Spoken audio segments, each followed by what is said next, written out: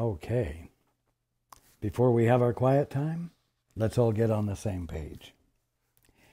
If you're reading from the Sparkly book, it's page 400, a new section entitled Fantasy and Distorted Perception. In the second edition, it's page 351, paragraph 3, no new section. In the first edition, it's page 327, the third paragraph, again, no new section. If you're reading from the ACIM, it's page 168, a new section, Fantasy and Distorted Perception. And if you're reading from the CIMS edition, it's page 337, Fantasy and Distorted Perception. Okay. Let's take a few moments to be quiet together.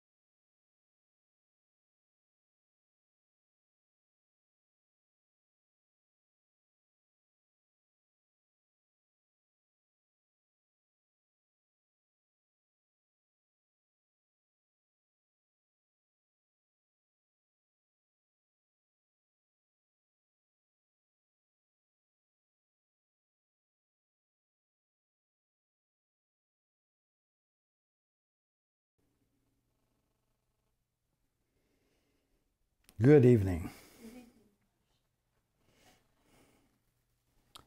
And welcome to everyone who's joining us on the internet.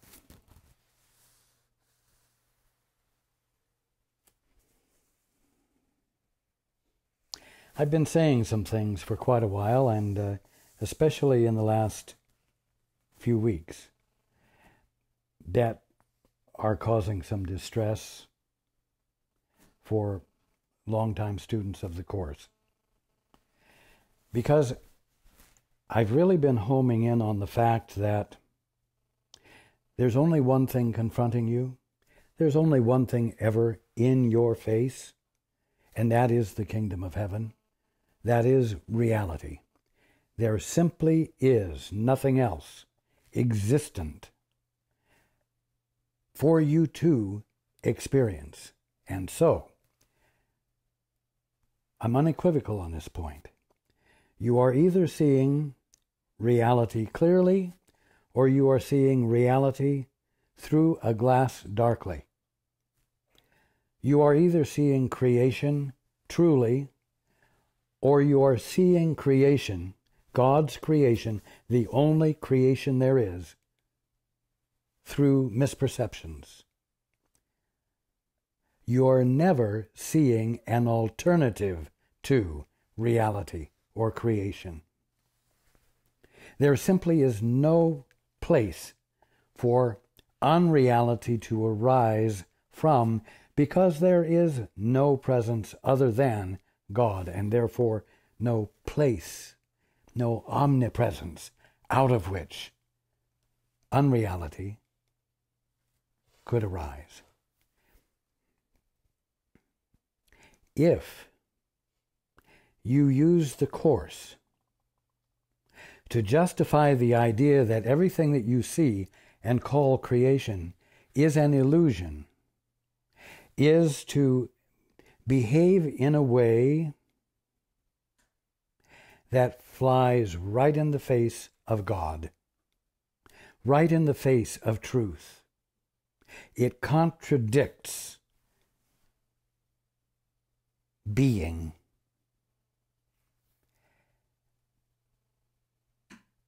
I talk about looking at everything with curiosity, to see the more of what God is being there than what you are seeing. And I do this on purpose, because if you don't look right where you are, which is the only place you're able to give your attention to at the moment, if you don't give your attention to what's in your face with curiosity, you will effectively imprison yourself in your present perception. You will deny yourself the experience of God. You will block from your experience, from your consciousness, reality itself. And that is not your birthright. And I will forever continue to say, look at anything and everything that you can with the curiosity to see the more of what God is being right there than you're presently seeing. This is essential. Unless you want to ride out the dream, sort of go along with the dream. But if that's what you want, why would you read the Course? This chapter is called Forgiveness and Healing. Well, why use the word healing? Are we going to get so highfalutin and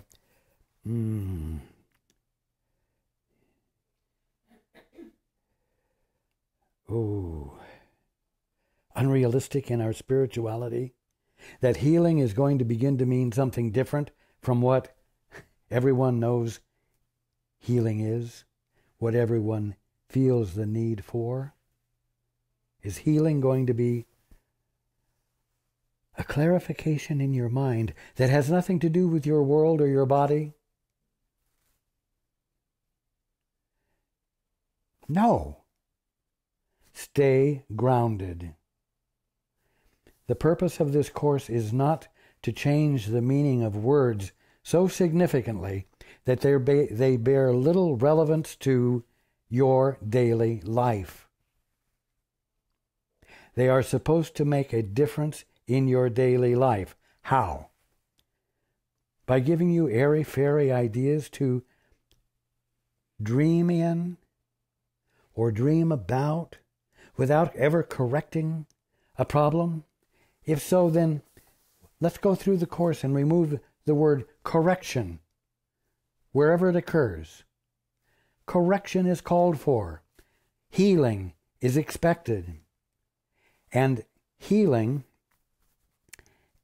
is not going to be the insane experience of peace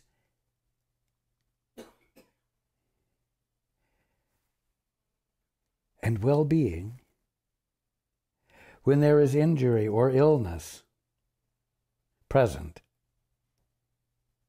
That is not spirituality. That is insanity.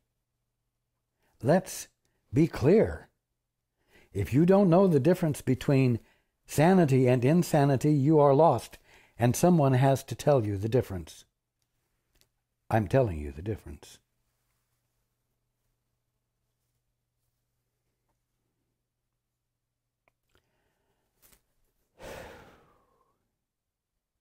Now, there are two statements.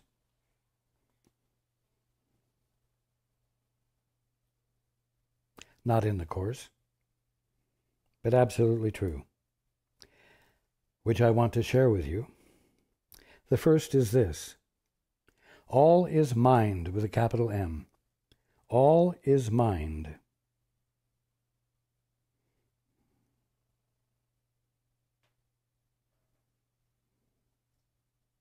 From the rolling of worlds in the most subtle ether to a potato patch.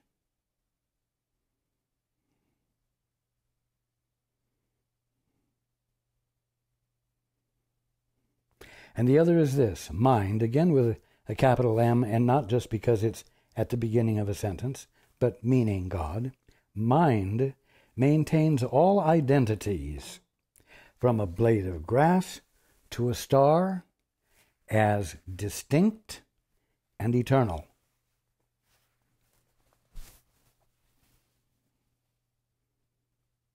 This is the truth. And it calls for an appreciation of everything you see in your world that you probably haven't brought to it before. And it is only in bringing that kind of appreciation to everything in your world which allows you to have your attention right where reality is present for you to rediscover it.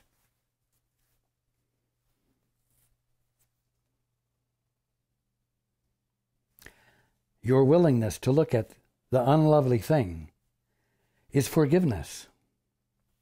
And when you're willing to look at an unlovely thing for a purpose, to see the more of what God is being there than the absence of God that you're seeing there, healing is the result. It's that simple. It's that practical. And not anyone should be laboring under any other belief that would cause them to just sit and tolerate the intolerable in the name of A Course in Miracles or the wonderful teaching it presents.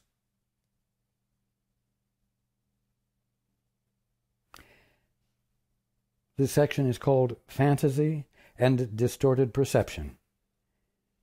When you maintain that there must be order of difficulty in miracles, all you mean is that there are some things you would withhold from truth. You believe that truth cannot deal with them, only because you would keep them from truth. Well, I know. You want me to tell you something practical here? Okay. For the last few weeks, we've talked about the situation in Japan. We've talked about radioactive energy, radioactive matter. And we've talked about the ability, the capacity you have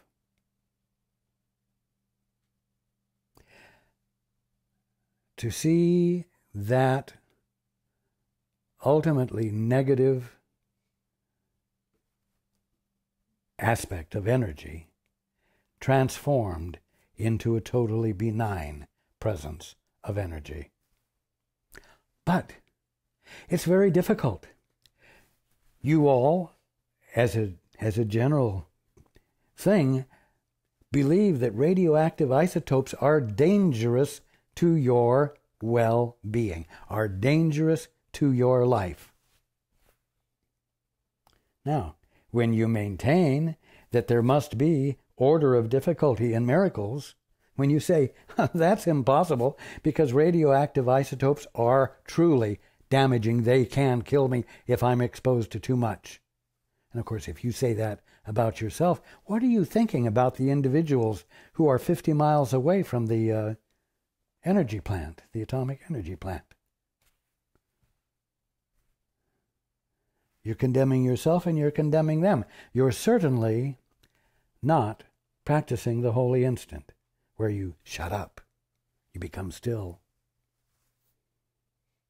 And in the silence you say, Father, what is the truth here? You see? A decision is made not to withhold that from the truth. Listen again. When you maintain that there must be order of difficulty in miracles, all you mean is that there are some things you would withhold from truth. You see, well, I can't bring myself to present this to the truth because it's not correctable. It truly is dangerous.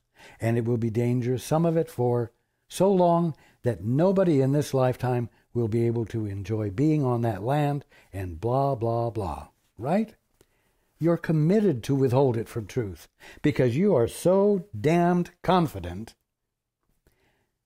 about what substance is that you can't bring yourself to believe that, oh, there might be a possible miracle.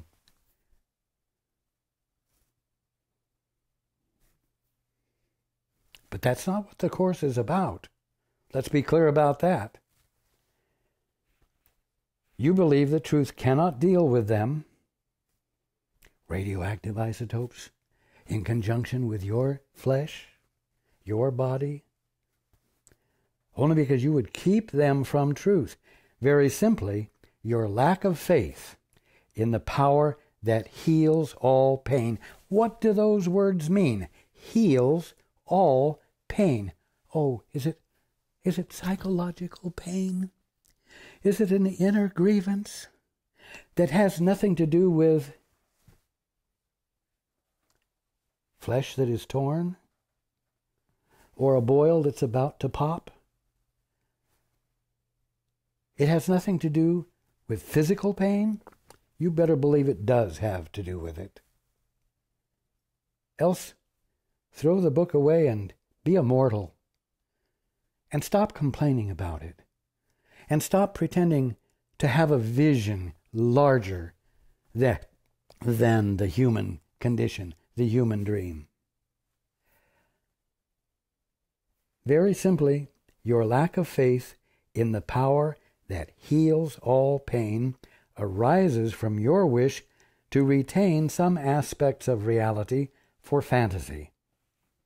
In other words, you're going to keep a little bit of this kingdom of this little part of the kingdom of heaven called radioactive isotopes. And you're going to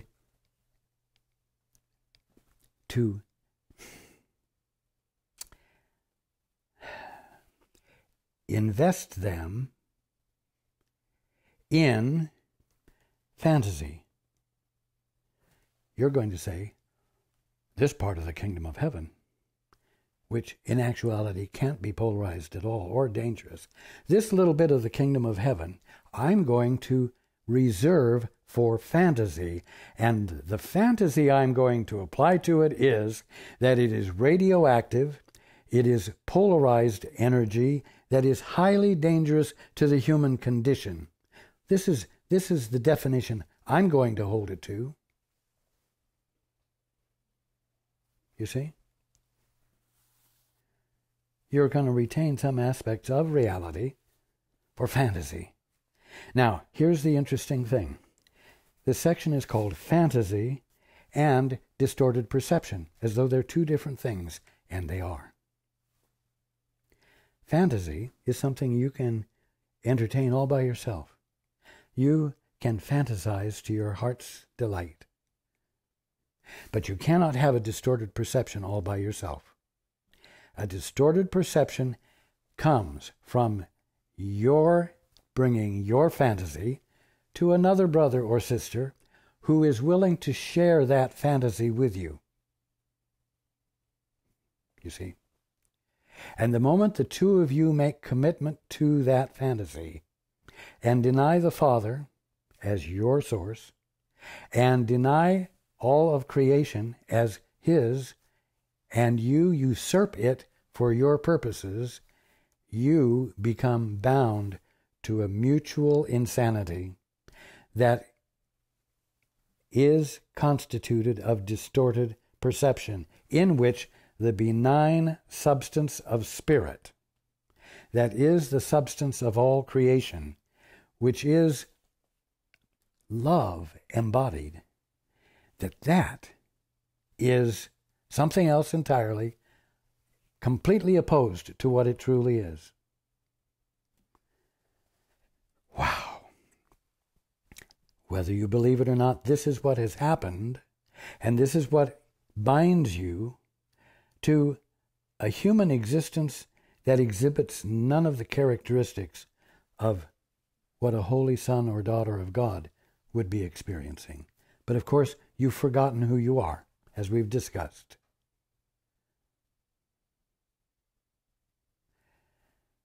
And you're committed to the fantasy that you have bound creation to, or bound a small portion of creation to. Now, you know, it really doesn't make a lot of difference whether you talk about radioactive isotopes or cancer cells. They both seem to have the same capacity to kill you.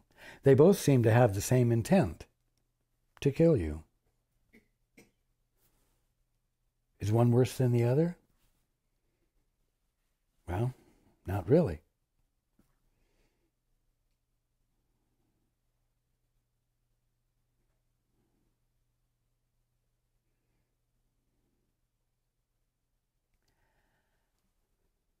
Now,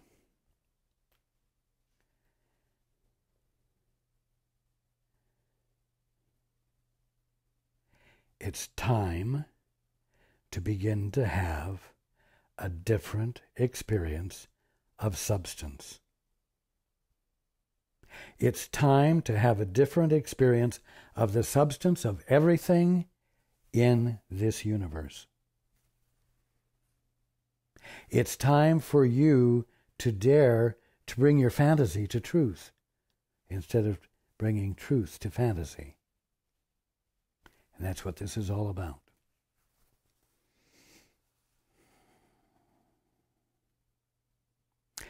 Again, very simply, your lack of faith in the power that heals all pain arises from your wish to retain some aspects of reality for fantasy. If you but realized what this must do to your appreciation of the whole.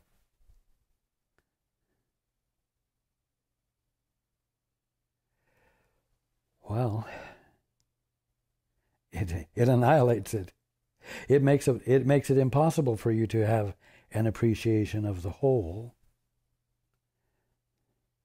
Because you have radioactive isotopes and you have cancer cells and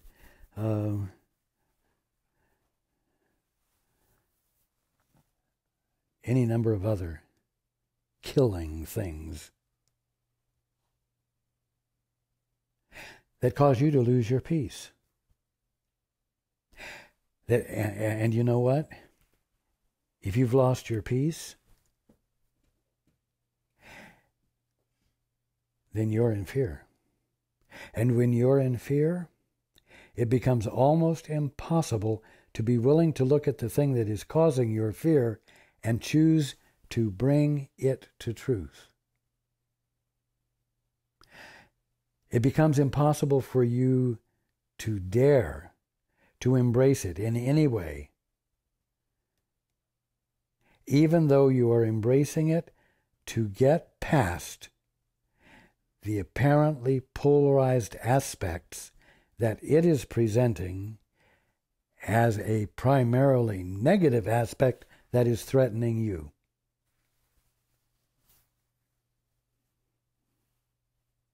Why do you think you must love your enemies?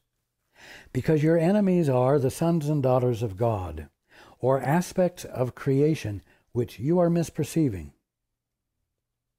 and which your misperceptions are causing you to be defensive against.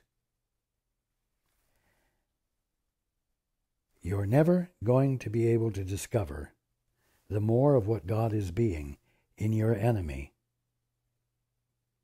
if you are unwilling to bring your attention to your enemy with the intent not to be sidetracked by his or her presentation so that you might move right through it with your intent to see the presence of God, so that God presents himself to you as your conscious experience and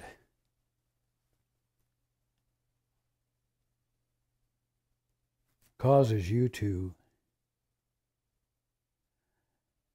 spontaneously feel and express the joy of the recognition of the Son of God, your brother, who is so worthy of your love, and who, in the midst of your recognition of his divinity, reveals to you that you are as divine, and uncovers you to you, so that you become joined in that awe.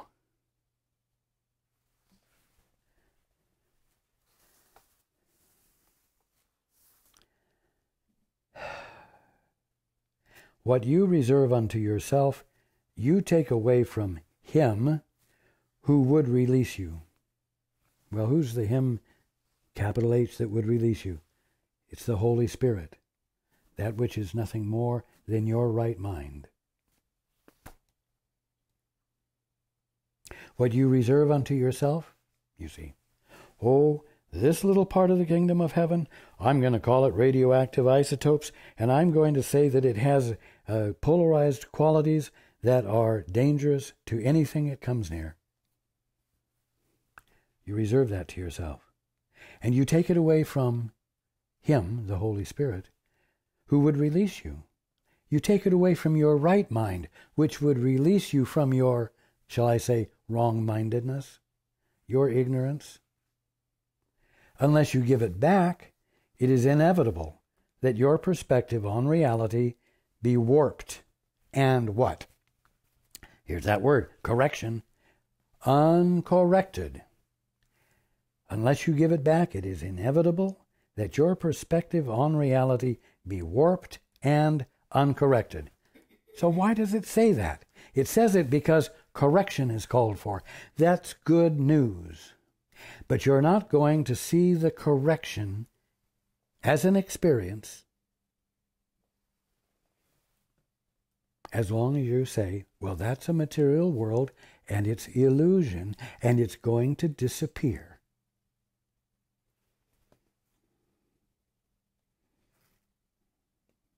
That's a curse. There's no forgiveness in that. And without forgiveness, without a willingness to say, wait a minute, if there's something going on there, and there's really no other power than God, then there's nothing else to be presenting something there for me to perceive or misperceive, except God. And therefore what's there has to be essentially real and benign, undivided, unpolarized, incapable of sin, sickness, death, incapable of decay. Therefore, it would behoove me, and I'm willing to look at it with real curiosity, to see the divinity that is there. And I'm going to persist in that until I have the experience.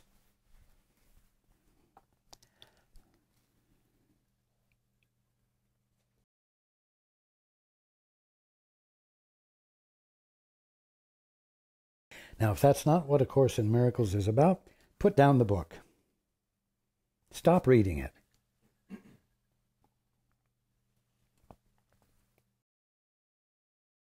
And if you didn't think that was what the Course was about, look at it again with fresh eyes.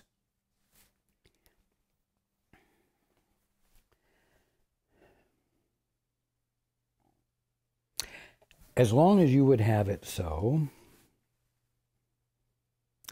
long will the illusion of order of difficulty in miracles remain with you.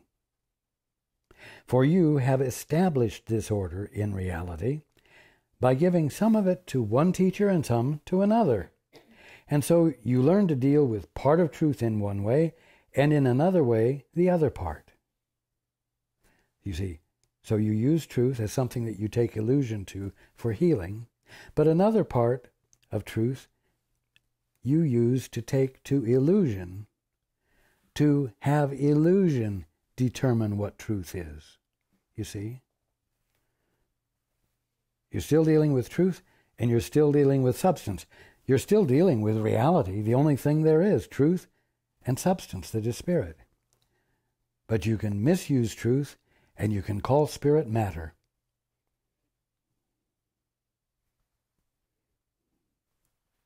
Having none of the characteristics of reality or of its source, God. To fragment truth is to destroy it by rendering it meaningless. You see, you can't use truth as that which you take illusion to for correction, and then use truth as that which you bring to illusion to have illusion determine what truth is.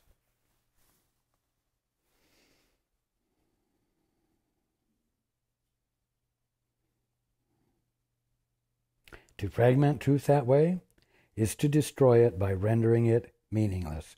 Orders of reality is a perspective without understanding, a frame of reference for reality to which it cannot really be compared at all.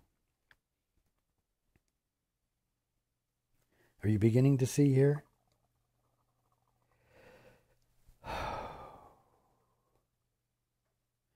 The singularity of being, the singularity of existence, the unpolarized nature of being, of existence. This is the truth that you need to be bringing every aspect of your mentality to, so that your mentality might be measured against truth and inevitably enlarged.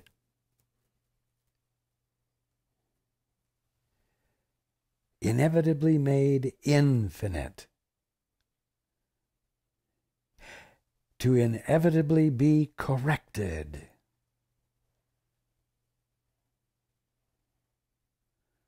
So that your sanity returns.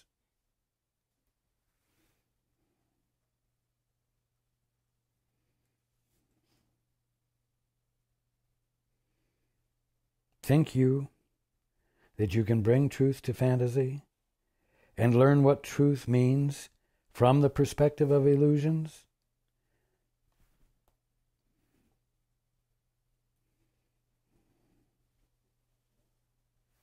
No. And that's why when something apparently disastrous or very threatening to your current ignorant mindset occurs, you tend to take your current mindset as the established order, as the ultimate understanding of reality. And so, although there is an event happening, it becomes modified by your current determined mindset. And you become frightened to death.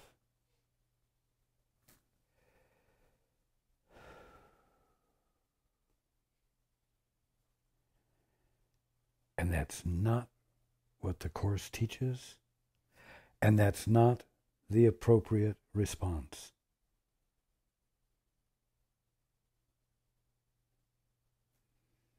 Because you are the holy sons and daughters of God and nothing less. You never have been. And what you are frightened of is a misperception of the kingdom of heaven that couldn't harm you in any way. And yes, that means that at the moment you are experiencing insanity. But you know what? Insanity is corrected by intelligence recognized. Insanity is corrected by intelligence recognized. And so, I'm expressing intelligence. I'm presenting intelligence so that you might recognize it, and therefore abandon your commitment to your ignorance, and dare to shall I say, climb out of the crab barrel. Well, you know what? One of the things that you tend to keep from truth is the idea that there's an outside to the crab barrel. You know, you tell somebody, hey, I'm working on climbing out of the crab barrel. And the other person says, oh, you fool. There's no outside to the crab barrel. There's not even a crab barrel. It's just life. And you're just going to have to tolerate it, and you're just going to have to suffer through it until your last day, you see. Don't be foolish, you see. So, reality has been brought to fantasy, and fantasy has been allowed to determine what reality is. And as a result,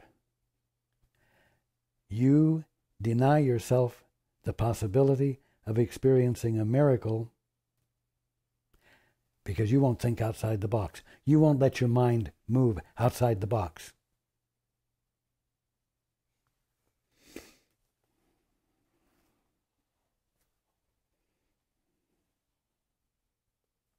Think you that you can bring truth to fantasy and learn what truth means, really means? From the perspective of illusions, truth has no meaning in illusion. The frame of reference for its meaning must be itself. In other words, the frame of reference for truth's meaning must be truth itself. Oh, but that's outside the crab barrel, isn't it? Truth isn't in the crab barrel. It's not in the illusion. It's not in the orphanage. It's outside. Well, fortunately, you know truth is. You know there is truth. Whether you know what truth is or not, you have deeply embedded in you an undeniable awareness that there is such a thing as truth. Thank God. So, when you try to bring truth to illusions, you are trying to make illusions real and keep them by justifying your belief in them. You see, you want to bring truth to verify the illusion, so that you might keep the illusion. You want to bring truth to your endeavor to be an independent agent, having no source,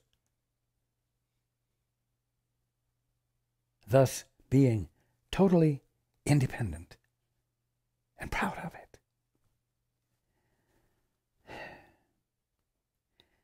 But to give illusions to truth, to reverse it, is to enable truth to teach that the illusions are unreal, and thus enable you to escape from them. Actually get outside the crab barrel.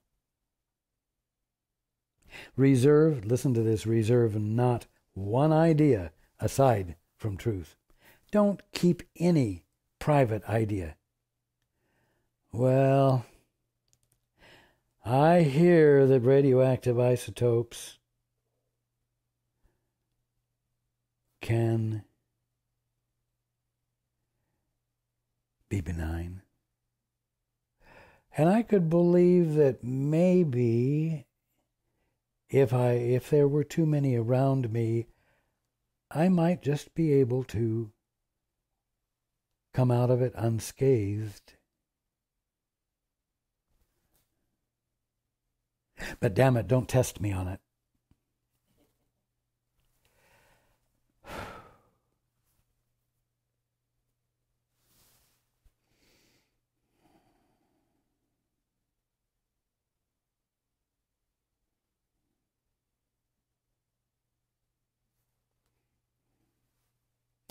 Reserve not one idea aside from truth, apart from truth, or you establish orders of reality which must imprison you. There is no order in reality because everything there is true. Well, everything there is true. Where? Where is there? It's here. If it isn't here, the book means nothing. If it isn't here, the words mean nothing. Unless in the sweet by and by after you die. Well, if that's when it's going to be true, put the book away and enjoy your mortality. Engage in all of the sin that you want, Live this life to the fullest on the raw side, Nothing you can do about it except maybe enjoy it to the hilt. Because, of course, there's no answer until after you die. There is no order in reality because everything there is true. And there is here. And so your task, your pleasure will be to be willing to look at everything with fresh eyes. I've said with innocent eyes, with a capacity to see beyond what you're conditioned to see, a capacity that's already there, because no matter how much you've covered it over, you are the son and the daughter of God.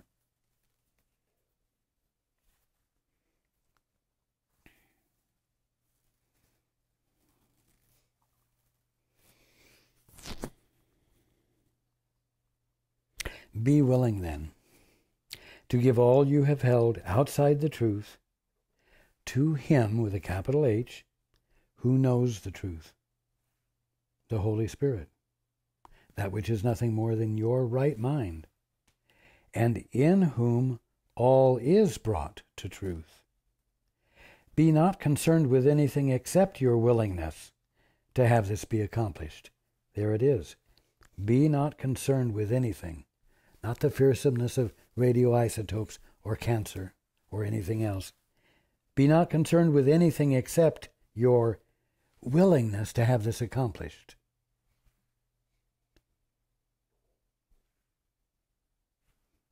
Here's the insulting part, though. He will accomplish it, not you. And that's the beauty of it. And that's the love of it.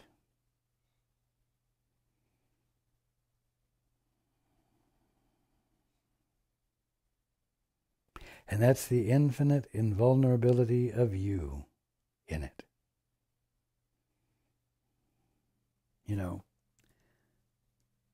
I mentioned that sometime in the past I said there are two things. Wish to see the evidence of love, no matter what's presenting itself, and wish to be the presence of love.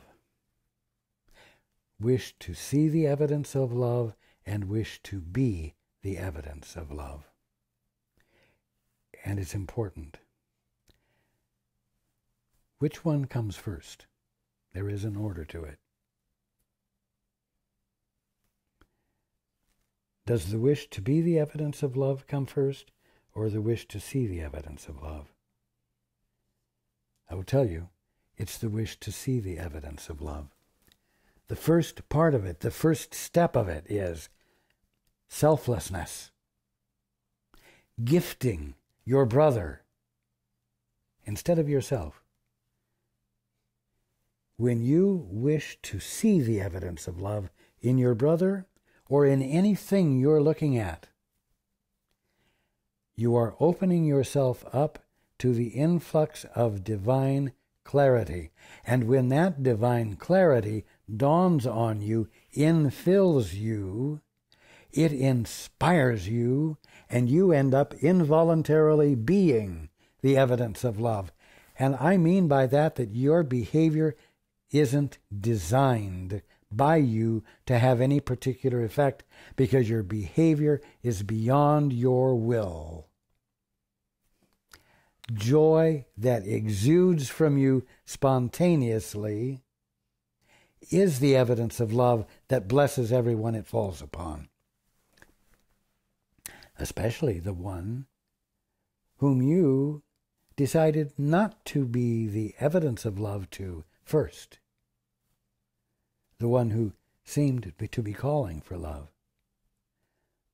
Oh, yeah, I'm going to be the evidence to love for my brother here. He really needs it, and I really have it to give to him.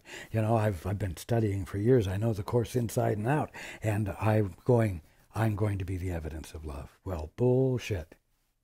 You've missed the point. You can't be the evidence of love that way. You can't start from yourself and your past. You have to start from the innocence of the moment you're in which you're undefended against the Father's perspective, the Father's will, which is truly yours. But when the Father's will dawns upon you, you behave in totally unexpected ways because you're not in charge of your behavior any longer. And it's a wonderful event that you are joyed in and everyone else is joyed in. And that's the way it works. So be willing then to give all you have held outside the truth to him who knows the truth, and in whom all is brought to truth. Be not concerned with anything except your willingness to have this be accomplished. He will accomplish it, not you. But forget not this. When you become disturbed and lose your peace of mind because another is attempting to solve his problems through fantasy, you are refusing to forgive yourself for just the same attempt. Well, what does that mean? It means that when you find yourself disturbed and losing your peace because another is attempting to solve his problems through fantasy, you have decided not to take this presentation and hand it over to truth. For truth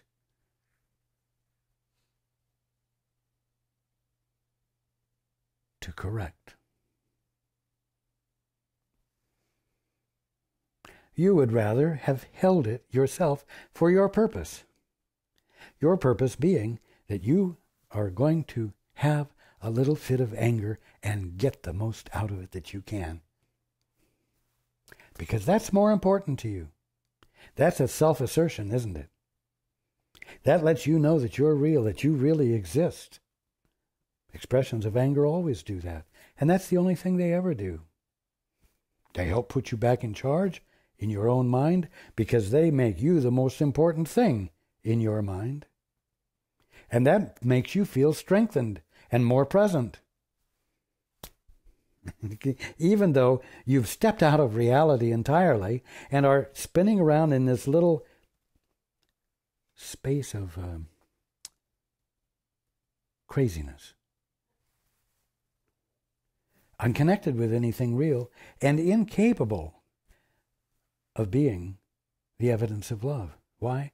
Because you said, no, I do not wish to see the evidence of love. There it is. Again, when you become disturbed and lose your peace of mind because another is attempting to solve his problems through fantasy, you are refusing to forgive yourself for just the same attempt, and you are holding both of you away from truth and from salvation. You see, you keep it all spinning around in this little bit of craziness. You are holding both of you away from truth and from salvation. But, the word but isn't in here, but as you forgive him, you restore to truth what was denied by both of you. And you will see forgiveness where you have given it. Now, you tell me, what's the difference between looking at your brother and forgiving your brother and having truth restored to both of you? What's the difference between that and looking at a location in Japan, which is overloaded with radioactivity and radioisotopes that are dangerous, and forgiving that and seeing correction occur, seeing truth restored? What is the difference? What is the difference between looking at what you call matter and bringing it to truth so that truth might reveal to you that it is actually substance, even though you're calling it matter, and that substance in its reality, in its onlyness, is spirit, the substance of God? What's the difference? And in what way is what I'm talking about denying what the Course is saying by saying, look at matter with the curiosity to see it begin to behave like spirit? There is no difference.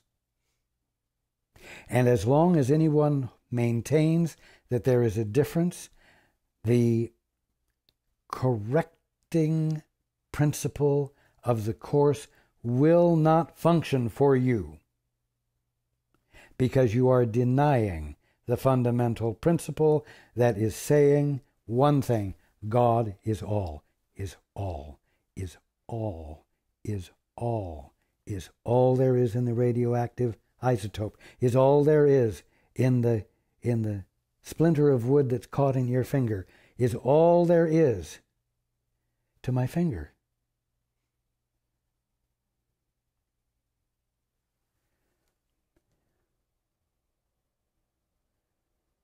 Mind maintains all ideas, from a blade of grass to a star, as distinct and eternal.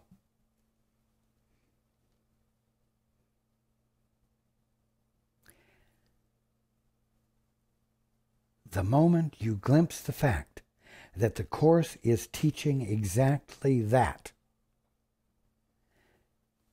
we will all see transformations occurring that everyone deserves to be experiencing. And the Course will have fulfilled its purpose. You don't live in a frightening world. You live, some of you at the moment, in a frightening way of looking at the world. An isolated, independent way. Isolated from the Father, but joined with brothers and sisters in the same mutual agreement. A misperception.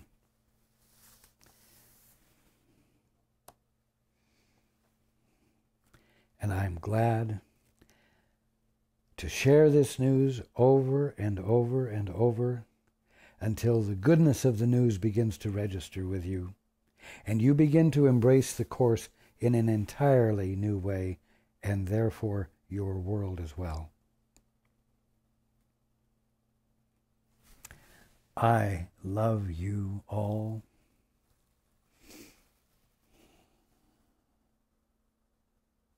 And I look forward to being with you next week.